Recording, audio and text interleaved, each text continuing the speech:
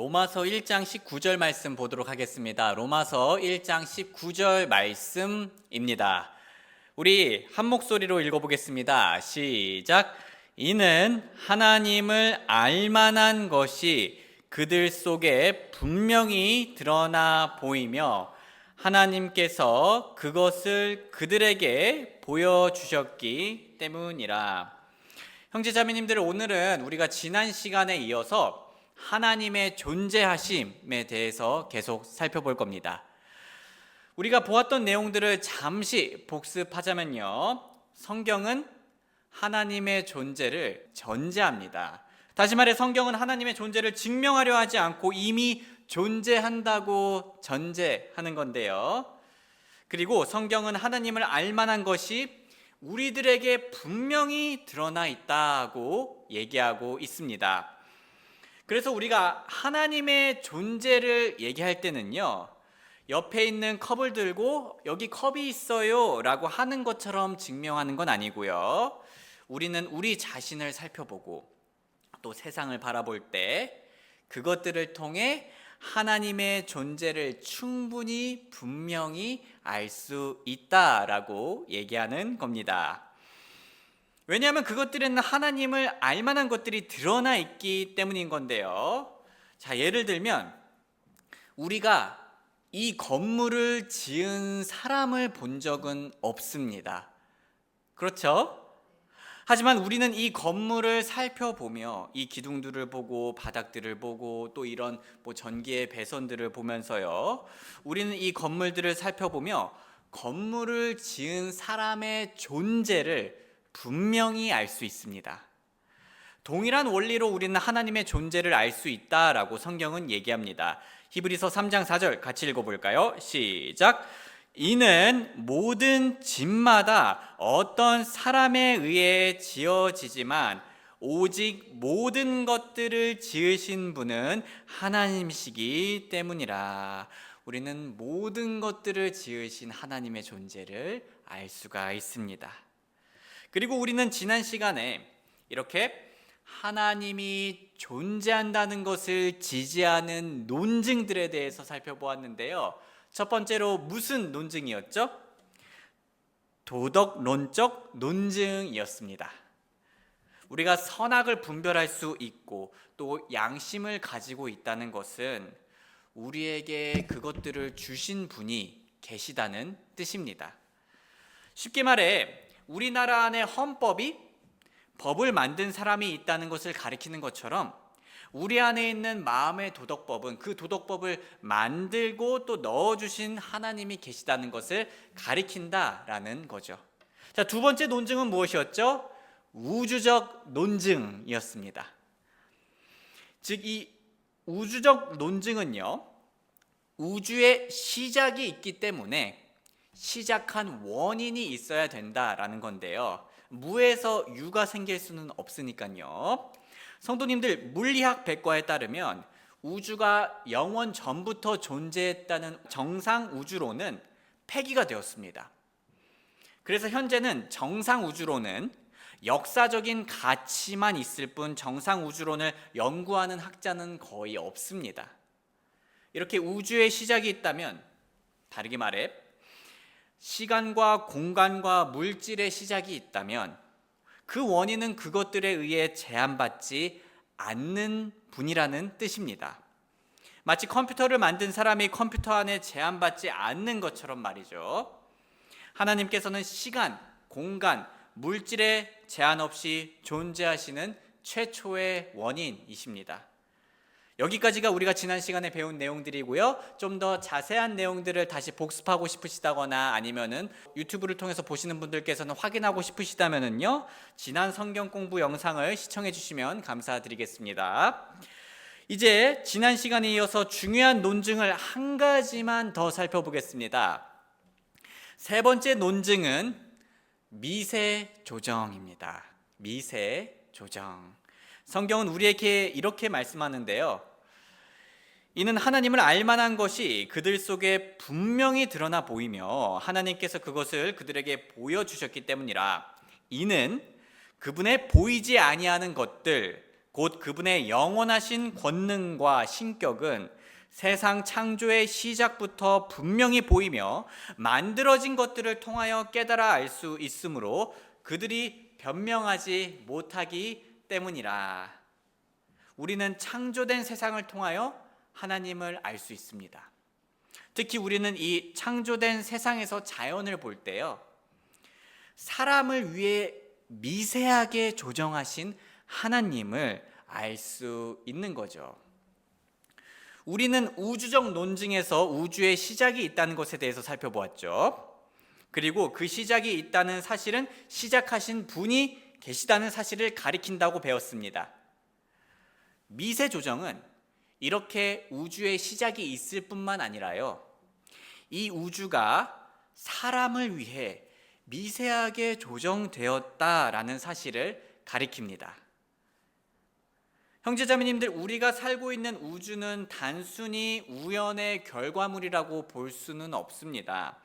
왜냐하면 우리가 살고 있는 이 우주는 하나씩 하나씩 살펴보면 정교하게 조정이 되어 있다는 것을 확인할 수 있고, 특히 이 지구는 인간이 살 수 있게 설계되어 있기 때문입니다. 참고로 저는 오늘 미세 조정을 설명하기 위해 프랭크 튜랭님과 노먼 가이슬러님이 쓰신 진리의 기독교라는 책에서 많은 도움을 받았습니다. 관심 있으신 분들께 추천드리는 책이고요. 제가 언젠가는 교회 뒤편에다가도 비치를 할 예정입니다. 성도님들, 우리가 뉴스를 보다 보면 그런 뉴스를 볼 때가 있잖아요. 우주를 향해 우주선을 발사하는 장면이 뉴스에서 생중계될 때가 있습니다. 그런 장면들을 혹시 보신 적 있으신가요? 네, 저도 본 적이 있습니다. 그렇게 카운트다운이 이렇게 시작되고 우주선이 발사되는 순간을 보면요, 우리조차도 가슴이 두근거립니다. 저게 정말 성공할까? 라고 하면서 말이죠. 그 우주선은요, 정말 똑똑한 박사님들과 또 기술자 분들이 만들었습니다. 그분들은 그 우주선을 만들기 위해 대충 만들지 않았어요.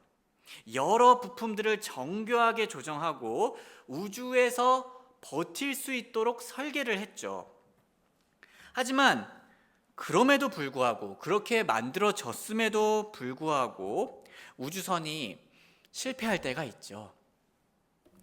완벽하게 만든 줄 알았지만 알고 보니 더 정교하게 조정하고 더 잘 설계를 해야 했던 거죠. 그렇게 한치의 오차도 없어야지 성공적인 발사가 될 수 있고 성공적으로 우주를 탐사할 수가 있습니다. 더 나아가 그냥 우주선만 성공적으로 발사하는 게 아니라 우주선 안에 사람들이 살 수 있으려면 훨씬 더 미세하게 그 우주선은 잘 조정이 되어 있어야 합니다. 제가 여기서 주목하고 싶은 사실은 이거예요. 사람들이 우주선 안에 살 수 있으려면 정밀하게 조정이 되어야 한다는 거죠. 그리고 지구도, 우리가 살고 있는 지구도 우주선과 같습니다. 우주에 떠다니는 지구 안에서 이렇게 사람이 살 수 있으려면 잘 조정되어 있어야 한다는 거죠.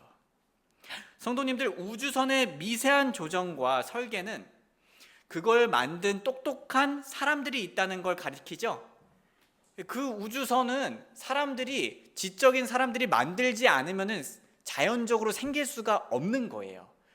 최신 기술의 집합체인 그 우주선은요, 그걸 만든 똑똑한 사람들이 있다는 걸 가리킵니다. 그것처럼 이 우주와 지구에 보이는 미세한 조정과 설계는 그걸 만드신 지혜로운 분이 계시다라는 것을 가리킨다라는 얘기예요.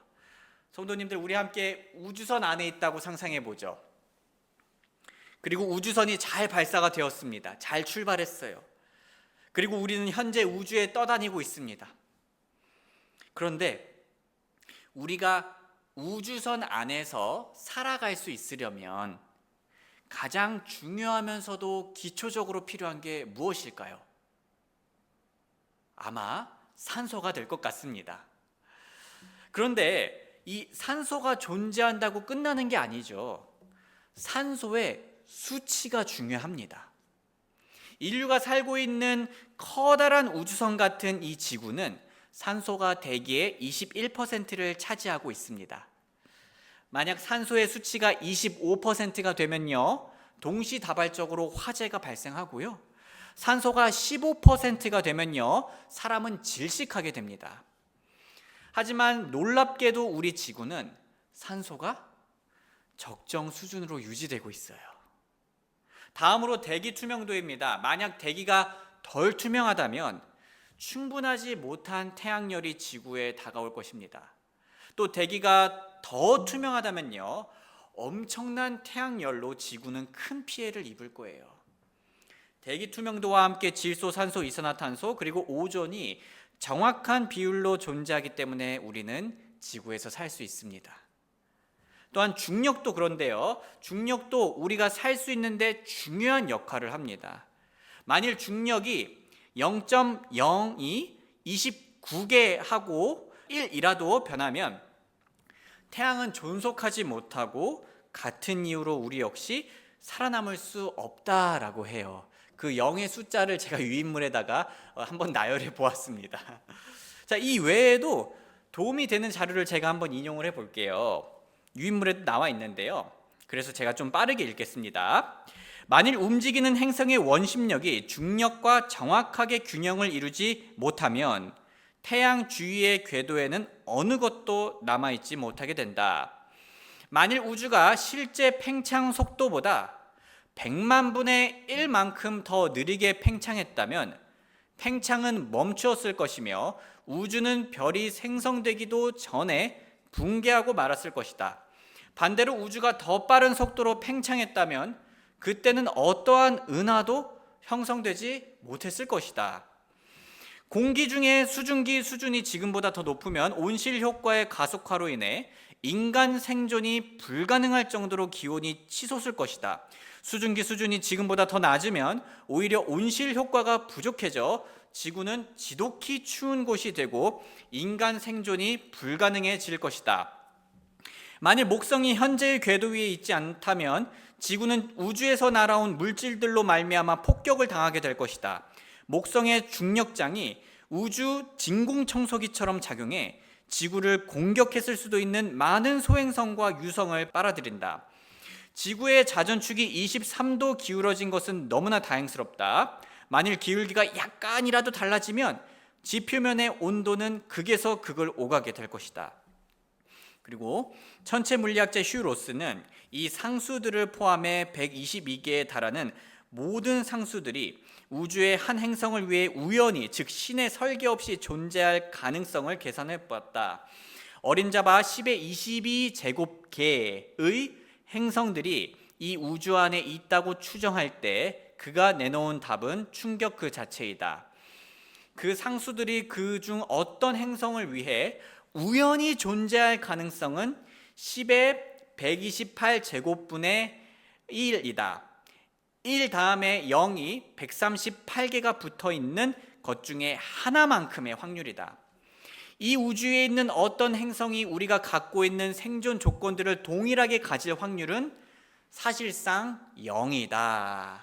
형제자매님들, 우리나라의 연세대 출신 과학자 이정모 관장님은 이렇게 얘기했어요. 중력상수, 강한 핵력, 전자질량, 플랑크 상수, 암흑 에너지 같은 거 있잖아요. 이런 기본 물리 상수들이 조금만 달라져도요, 우주는 존재하지 않았거나 생명이 탄생할 수 없었습니다. 이건 분명한 사실이에요. 성도님들, 우리가 이렇게 미세하게 조정되어 있고 지적으로 설계된 세상을 바라볼 때 우리는 하나님의 존재를 분명히 충분히 알 수 있다는 거죠. 양심이나 마음의 도덕법이 그것을 사람에게 주신 하나님의 존재를 가리키고 또 우주의 시작이 있다는 것이 우주를 시작하신 하나님을 가리키는 것처럼 미세 조정과 지적 설계는 우주를 조정하고 설계하신 하나님의 존재를 가리킵니다.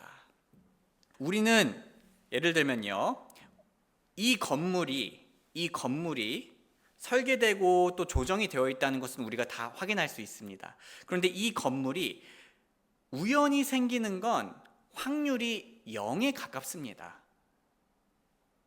그래서 우리는 이 건물이 우연히 생겼다는 말에 우리의 믿음을 두지 않습니다. 오히려 건물을 지은 사람이 있다는 것에 믿음을 두죠. 우리가 이 건물 지으신 분을 한 번도 실제로 보지는 못했다 하더라도 우리는 건물을 지은 사람이 있다는 것을 확신합니다. 이것처럼 이 우주와 지구가 우연히 생겼을 확률은 방금 보았던 자료를 토대로 0에 가깝습니다. 그래서 우리는 이 우주가 우연히 생겼다는 말에 우리의 믿음을 두지 않는 게 더 합리적이다라고 얘기를 하는 거예요. 오히려 우리는 지적 설계가 있으니 그것을 설계한 미세 조정이 있으니 그것을 미세 조정한 창조주가 있다는 사실에 믿음을 두는 것이 현명합니다. 그런데 형제 자매님들, 이 시점에서 이렇게 질문하실 수 있으세요. 아, 그래요? 이 우주에는 시작이 있네요? 그렇다면 시작하신 분이 있겠죠. 이 우주와 지구가 정말 정밀하게 조정되어 있네요. 사람이 살기에 정말 잘 조정이 되어 있어요. 그렇다면요, 신이 존재할 만하네요. 하지만 꼭 그 신이 기독교의 신이어야 되나요? 이 세상의 창조주와 설계자가 성경의 하나님이 아니라 다른 종교의 다른 신일 수도 있잖아요. 왜 창조주가 성경의 하나님이 되어야 하죠? 이런 질문도 충분히 합당하게 올 수 있죠. 이 질문을 향해서 우리 그리스도인들은 우리가 신뢰할 수 있는 예수님의 증언 때문입니다 라고 답할 수 있겠습니다. 자, 우리가 예수님을 어떻게 신뢰할 수 있을까요? 우리가 예수님을 왜 신뢰하는 걸까요? 왜냐하면 먼저 예수님은 초자연적인 기적의 능력을 가지고 계시기 때문입니다. 성도님들, 만약 창조주가 이 세상에 존재한다면 기적은 가능합니다. 창조를 했잖아요. 창조를 했으니 다른 기적들은 가능하죠.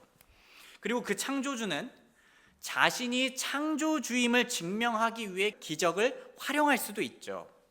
쉬운 예를 들면 어느 가상현실 게임의 개발자가 자신이 개발자임을 증명하기 위해 무엇을 할 수 있을까요?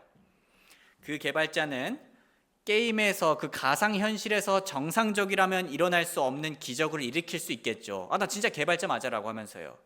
그것처럼 이 세상을 창조하신 하나님께서는 자신이 창조주임을 증명하기 위해 얼마든지 기적을 사용할 수 있습니다. 성도님들, 예수님께서는 누구십니까? 예수님께서는 그저 한 사람이었나요? 그냥 한 선지자였나요? 아니죠. 예수님께서는 하나님이셨습니다. 그리고 예수님께서는 자신을 하나님이라고 말씀을 하셨어요. 요한복음 10장 30절에서 33절, 나와 내 아버지는 하나이니라 하시더라. 그때 유대인들이 그분을 돌로 치려고 다시 돌을 집어들더라. 예수님께서 그들에게 응답하시되, 내가 내 아버지께로부터 나온 많은 선한 일들을 너희에게 보였는데 그 중에 어떤 일로 인해 너희가 나를 돌로 치려 하느냐 하시더라.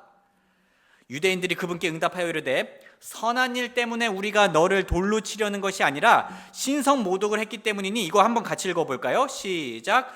곧 내가 사람이면서 자신을 하나님으로 만들었기 때문이라 하더라. 자, 이렇게 예수님께서는 자신을 하나님이라고 주장을 하셨습니다. 이것을 들었던 유대인들은요, 신성 모독이라며 돌로 치려고 했어요.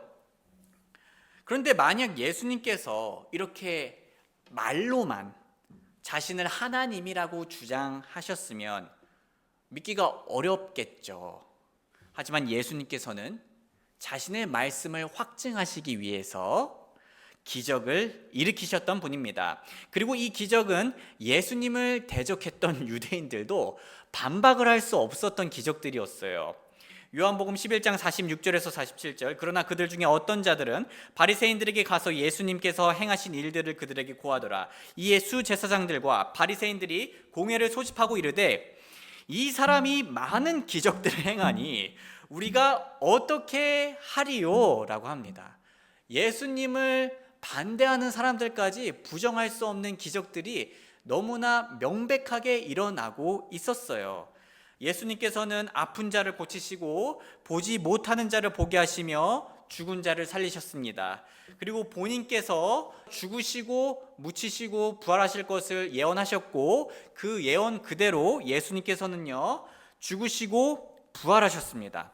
예수님께서는 단순히 말로만 자신을 하나님이라 주장하지 않으셨고요, 기적과 부활로 자신이 하나님이신 것을 증명하셨어요.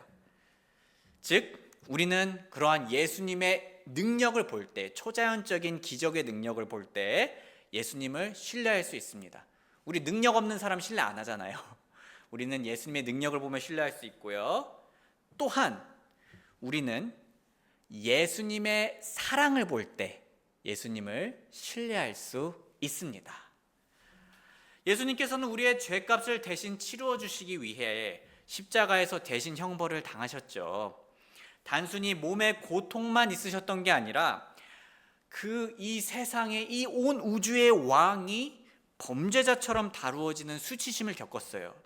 그리고 무엇보다도요, 가장 서로 사랑했던 하나님 아버지와의 관계가 지금 마치 원수의 관계가 된 것처럼 하나님의 진노가 그분께 쏟아졌습니다. 그런데 그것이 예수님께서 왜 그렇게 하셨나요? 우리를 사랑하셔서 그렇게 하셨죠. 우리는 주변 사람들을 신뢰할 때 그 사람의 능력뿐만 아니라 우리를 향한 마음까지 보게 됩니다. 우리는 누군가 능력이 좋을 뿐만 아니라 우리를 사랑까지 한다면요, 우리는 그 사람을 엄청 신뢰하게 되죠. 이처럼 우리는 예수님의 기적적인 능력과 십자가의 사랑을 볼 때 예수님의 말씀을 신뢰할 수 있습니다. 그리고 이렇게 우리가 신뢰할 수 있는 예수님께서는 성경을 하나님의 권위 있는 말씀이라 하셨어요. 그리고 그 성경은, 예수님이 참이라고 말하시는 그 성경은 이 세상이 하나님에 의해 창조되었음을 말합니다. 창세기 1장 1절, 태초에 하나님께서 하늘과 땅을 창조하셨느니라. 사실 예수님께서는 창조와 밀접하게 관련되어 있으신 분이십니다. 왜냐하면 하나님께서는 세상을 창조하셨을 때 우리 예수 그리스도를 통해 창조하셨다라고 말씀하고 계시거든요. 골로새서 1장 16절 같이 읽어볼게요. 시작. 이는 하늘에 있는 것들과 땅에 있는 것들, 보이는 것들과 보이지 아니하는 것들, 곧 그것들이 왕좌들이든 통치들이든 정사들이든 권능들이든 모든 것들이 그분에 의해 창조되었기 때문이라. 모든 것들이 그분에 의해 그리고 그분을 위해 창조되었느니라. 또 요한복음 1장 1절에서 14절 말씀을 볼 건데요, 여기 말씀은 우리 예수님을 뜻합니다. 태초에 말씀이 계셨고 그 말씀이 하나님과 함께 계셨으며 그 말씀이 하나님이셨느니라. 바로 그분께서 태초에 하나님과 함께 계셨느니라. 모든 것이 그분에 의해 만들어졌으니 만들어진 어떤 것도 그분 없이 만들어진 것은 하나도 없었더라. 그리고 말씀이 육신이 되어 우리 가운데 거하심으로 우리가 그분의 영광을 보니 아버지의 독생하신 분으로서의 영광이요 은혜와 진리가 충만하더라. 그래서 성도님들, 정리하자면 이런 거예요. 예수님께서는 신뢰받기에 합당합니다. 왜냐하면 예수님께서는요, 기적적인 능력을 보이셨을 뿐만 아니라 우리를 위해 죽기까지 사랑하시고 실제로 창조 역사에 참여하셨기 때문입니다. 이 외에도 예수님께서는 구약 성경의 수많은 예언들을 성취하셨고 순결한 삶을 사셨고 또 제자들이 예수님의 부활을 믿으며 순교한 것 등등을 볼 때 우리는 예수님이 신뢰받을 만한 분이란 증거들을 차고 넘치게 가지고 있습니다. 그리고 이 증거들은 서로 더해지고 곱해지면서 예수님의 신뢰성을 극도로 높이는 거예요. 예수님의 신뢰성은 정말 우리가 높은 기준을 제시하더라도 합리적으로 믿을 만한 사실이라는 얘기입니다. 자, 다시 질문으로 돌아가죠. 왜 창조주가 꼭 성경의 하나님이 되어야 하나요? 왜냐하면 이처럼 우리가 신뢰할 수 있는 예수님께서 성경을 참이라 말씀하셨고 그 성경이 하나님의 창조를 우리에게 알려주기 때문입니다. 소중한 형제 자매님들, 오늘 우리는 지난 시간에 배운 내용을 간단히 되돌아보고 또 새로운 논증인 미세 조정에 대해서 살펴보았는데요. 우리가 이런 미세 조정을 바라볼 때 우리는 0에 가까운 확률인 우연이 아니라 100에 가까운 확률인 지적 설계자를 믿는 게 더 합리적입니다. 그리고 우리는 이 지적 설계자 또는 창조주가 왜 성경의 하나님인가에 대해서도 살펴보았습니다. 우리가 이 세상의 창조주를 성경의 하나님으로 믿는 이유는 신뢰할 수 있는 예수님의 증언 때문입니다. 예수님의 능력, 간증, 성품, 경험, 사랑을 볼 때 우리는 예수님을 신뢰할 수 있어요. 그리고 우리가 그렇게 신뢰할 수 있는 예수님께서는 성경을 참이라 말씀하셨고 또 그 성경은 창조주를 하나님이라 알려줍니다. 저는 우리 소중한 성도님들께서 오늘 배운 이 사실들이 하나님의 존재에 대한 믿음을 더 튼튼하게 하는 데 도움이 되기를 소망합니다. 오늘 배운 내용들이 우리의 믿음을 더 튼튼하게 하는데 어떠한 좋은 도구가 되었으면 좋겠어요. 그리고 성도님들, 저는 오늘 마무리하면서 우리 그리스도인에게 정말 중요한 사실 하나를 함께 나누고 싶습니다. 우리가 이렇게 하나님께서 존재하신다는 논증들을 배울 때는요, 그 배우는 이유는요, 누군가와의 논쟁에서 이기려는 게 아닙니다. 지금 저는 성도님들께 무기를 건네주고 있는 게 아니에요. 누구를 상처 입히라는 그런 무기를 건네주는 게 아닙니다. 저는 온유하게 은혜로 대답할 수 있는 도구를 드리는 거고요, 상처를 받은 영혼들을 더 잘 치료할 수 있는 구급함을 전달해 드리는 겁니다. 너무나 많은 그리스도인들이 오늘과 같은 사실들을 알게 되면요, 교만해지거나 우월감에 빠지거나 공격적으로 변해요. 심하면 상대방을 답답해하고 조롱하기도 합니다. 아니, 내가 깨닫는 걸 넌 왜 못 깨달아? 아니, 이렇게 명백한 거를 왜 못 믿어? 라고 하면서요. 성도님들, 그런 자세를 갖는 게 우리의 목표가 아니에요. 우리는 이런 사실들을 알면 알수록 더 온유하게 사랑으로 이웃을 대해야 합니다. 우리가 이것들을 배우는 이유는 무엇인가요? 그 목적은 무엇이죠? 우리의 믿음을 더 튼튼하게 하기 위해서입니다. 그리고 우리뿐만 아니라 우리 이웃들을 위한 것이기도 해요. 우리의 이웃이 우리를 향해 우리의 소망을 물을 때 우리는 맹목적으로 믿는 게 아니라 튼튼한 근거를 가지며 믿고 있음을 알려주는 겁니다. 논쟁에서 이기고 지는 건 그렇게 중요하지 않아요. 우리의 역할은 이웃들의 질문에 사랑으로 합리적인 대답을 하고 함께 고민해주고 따뜻하게 복음을 전하는 겁니다. 그리고 그 대화의 결과는 오직 하나님께 맡기는 거죠. 우리가 아무리 많이 지적으로 훌륭하게 대답을 해도요, 그 사람을 구원할 수 있는 것은요, 오직 하나님의 능력밖에 없습니다. 우리는 열심히 공부하고 또 열심히 알아보되 은혜로 대답하되 그 결과는 하나님께 맡기는 겁니다. 우리 모두 하나님의 존재에 대해 확신을 가지며 행복해지길 소망합니다. 성경에 하나님의 존재를 확신하는 삶이 정말 가장 행복한 삶이에요. 그리고 우리 모두 이 자연처럼, 이 우주처럼 앞으로 하나님의 존재를 비추고 증명하고 하나님의 영광을 높이는 삶을 살길 바랍니다. 그리고 마지막으로 우리 직장과 학교, 가정과 교회에서 하나님의 존재를 드러내실 뿐만 아니라 그 하나님께서 우리 이웃들을 사랑하사 자신의 독생자를 주셨으니 이는 누구든지 그를 믿는 자는 멸망하지 않고 영존하는 생명을 얻을 수 있다는 사실을 전할 수 있길 주님의 이름으로 소원합니다. 우리 잠시 노래가 연주되는 동안 실제로 존재하시는 하나님께 기도드리겠습니다. 정말 전능하신 하나님께서 존재하시고 나를 사랑하시는 하나님께서 내 곁에 계시다는 것을 인지하면서 느끼면서 기도하겠습니다. 우리가 살아갈 수 있도록 이 세상을 조성하시고 돌봐주시고 또 우리를 죄에서 구원하시는 우리를 사랑해 주시는 하나님께 감사와 찬양 돌리는 시간 가지겠습니다.